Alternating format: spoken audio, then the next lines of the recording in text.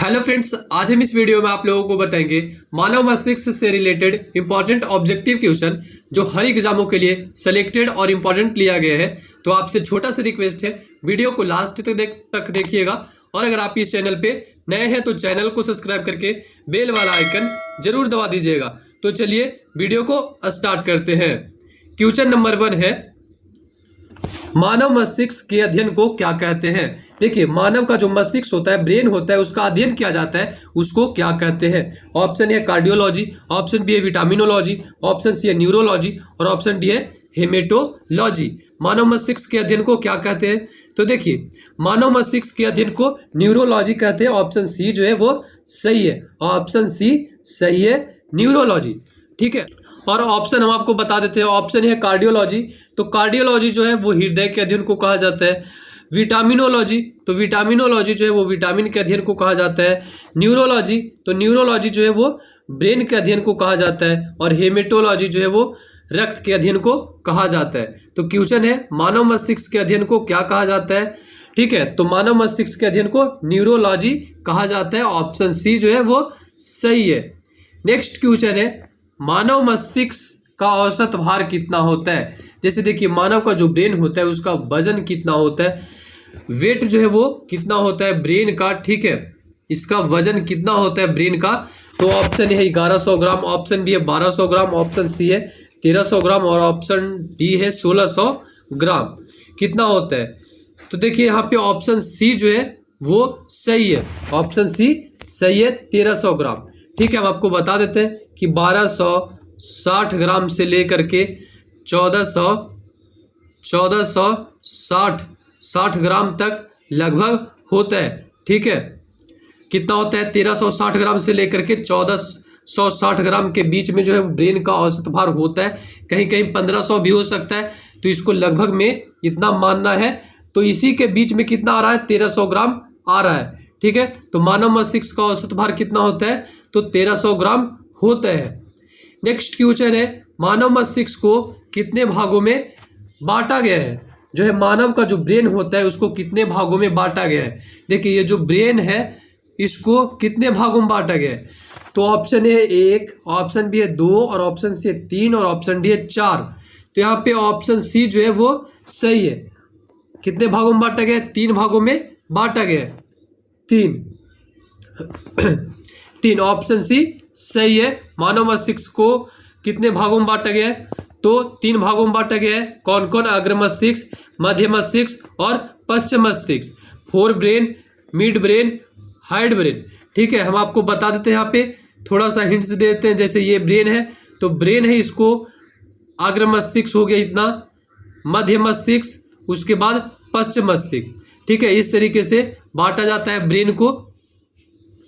Next question है, अग्र मस्तिष्क को कितने भागों में बांटा गया है। ठीक है, अब यहाँ पे अभी तक हम पढ़ रहे थे कि जैसे ब्रेन है तो ब्रेन को 3 भागों में बांटा गया है। अब है ये वाला अग्र मस्तिष्क, आगे वाला होता है। तो अग्र मस्तिष्क को कितने भागों में बांटा गया है? ऑप्शन है 1, ऑप्शन बी है 2 और ऑप्शन सी है 3 और ऑप्शन डी है 4। तो अग्र मस्तिष्क को 2 भागों में बांटा गया है। ऑप्शन बी सही है, ऑप्शन बी जो है वो सही है, ऑप्शन बी सही है। अब यहाँ पे हम आपको बता देते हैं कौन कौन। तो सेरिब्रम या प्रमस्तिष्क, सेरिब्रम या प्रमस्तिष्क दोनों एक ही होता है। डायनसेफ्लोन, दूसरा है डायनसेफ्लोन, यानी कि इसको भी 2 भागों में बांटा गया है। नेक्स्ट क्वेश्चन है, मध्य मस्तिष्क को कितने भागों में बांटा गया है। मध्य मस्तिष्क को कितने भागों में बांटा गया है? ऑप्शन है 1, ऑप्शन बी है 2 और ऑप्शन सी है 3 और ऑप्शन डी है 4। तो देखिए, यहाँ पे फिगर हम बता देते हैं। यहाँ पे ब्रेन को 3 भागों में बांटा गया है। ठीक है, तो ये हुआ मध्य मस्तिष्क। बीच वाला तो इसको कितने भागों में बांटा गया है? तो इसको भी 2 भागों में बांटा गया है, फर्स्ट और सेकेंड।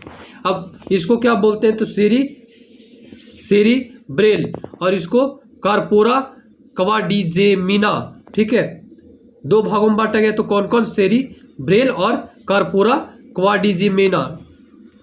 क्वेश्चन है, पश्चिम मस्तिष्क को कितने भागों में बांटा गया है। देखिए, मस्तिष्क यानी कि 3। कौन कौन बताए थे? फर्स्ट, सेकेंड, थर्ड, यानी कि अग्र मस्तिष्क, मध्य मस्तिष्क और पश्चिम मस्तिष्क। तो ये तीनों को 2 भागों में बांटा गया था, 2 भागों में बांटा गया था। और इसको कितने भागों में बांटा गया है? तो फर्स्ट है ए 1, ऑप्शन बी है 2, और ऑप्शन सी है 3, और ऑप्शन डी है 4। तो देखिए यहाँ पे ऑप्शन बी जो है वो सही है 2। तो इसको भी 2 भागों में बांटा गया है। कौन कौन? फर्स्ट और सेकंड, सेरिबेलम और मस्तिष्क स्टेम। मस्तिष्क स्टेम, पश्च मस्तिष्क को कितने भागों में बांटा गया है? तो सेरिबेलम और मस्तिष्क स्टेम, यानी कि 2 भागों में इसको भी बांटा गया है।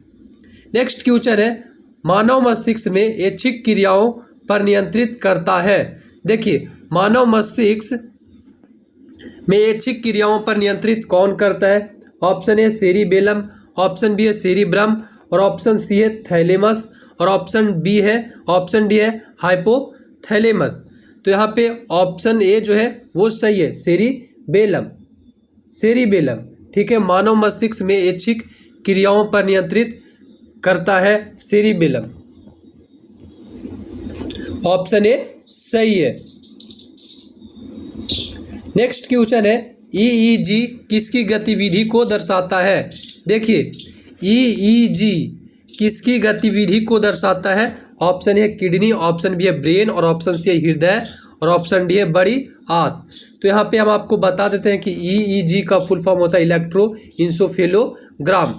तो ये जो है वो ब्रेन के गतिविधि को दर्शाता है। एक होता है ईसीजी यानी इलेक्ट्रोकार्डियोग्राफ, ठीक है।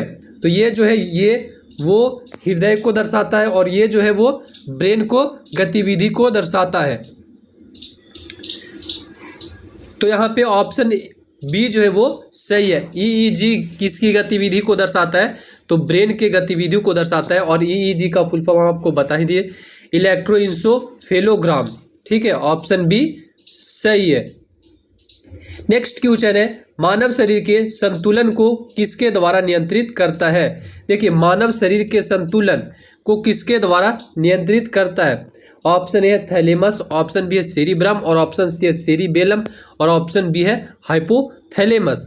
तो यहाँ पे हम आपको बता देते हैं कि सेरिबेलम जो है वो मानव शरीर के संतुलन यानी कि बैलेंस बनाने का काम कौन करता है? तो ऑप्शन सी सेरिबेलम करता है। ऑप्शन सी सही है।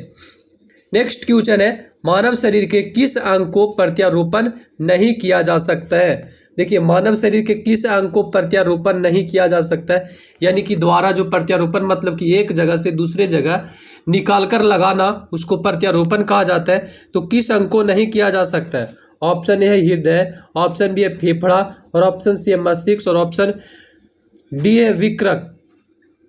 तो यहाँ पे ऑप्शन सी जो है वो सही है, मस्तिष्क। मस्तिष्क ही एक ऐसा अंग है जो एक व्यक्ति से दूसरे व्यक्ति में ट्रांसफर नहीं किया जा सकता है, ठीक है। तो मानव शरीर के किस अंग को प्रत्यारोपण नहीं किया जा सकता है? तो ब्रेन को प्रत्यारोपण नहीं किया जा सकता है।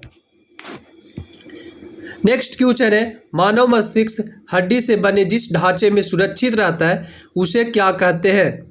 देखिए, मानव का जो मस्तिष्क है वो हड्डी से बने जिस ढांचे में सुरक्षित रहता है उसे क्या कहते हैं? सुरक्षित रहता है उसे क्या कहते हैं? तो ऑप्शन ए प्रमस्तिष्क, ऑप्शन बी है क्रेनियम, और ऑप्शन सी है सेरिबेलम, और ऑप्शन डी है इनमें से कोई नहीं। तो यहाँ पे ऑप्शन बी जो है वो सही है, क्रेनियम। देखिए, क्रेनियम जो है वो मानव मस्तिष्क के हड्डी से बने मतलब जो हड्डी से बना हुआ ढांचा रहता है उससे सुरक्षित रहता है, उसको क्या कहते हैं? क्रेनियम कहते हैं। ऑप्शन बी सही है। नेक्स्ट क्वेश्चन है, मस्तिष्क का सबसे बड़ा हिस्सा होता है? ऑप्शन ए है सेरिब्रम, ऑप्शन बी है प्रमस्तिष्क, और ऑप्शन सी है उपयुक्त दोनों, और ऑप्शन डी है कोई नहीं। तो यहाँ पे ऑप्शन सी जो है वो सही है, सेरिब्रम और प्रमस्तिष्क, और दोनों एक ही होता है, ठीक है। दोनों का अलग अलग नाम है। तो यहाँ पे ऑप्शन सी जो है वो सही है, उपयुक्त दोनों। अब ये वीडियो समाप्त होता है। आप लोगों को कैसा लगा ये वीडियो कमेंट करके ज़रूर बताइएगा, और अगर आप इस चैनल पे नए हैं तो चैनल को सब्सक्राइब करके बेल वाला आइकन जरूर दबा दीजिएगा। मिलेंगे किसी दूसरे वीडियो में, तब तक के लिए धन्यवाद।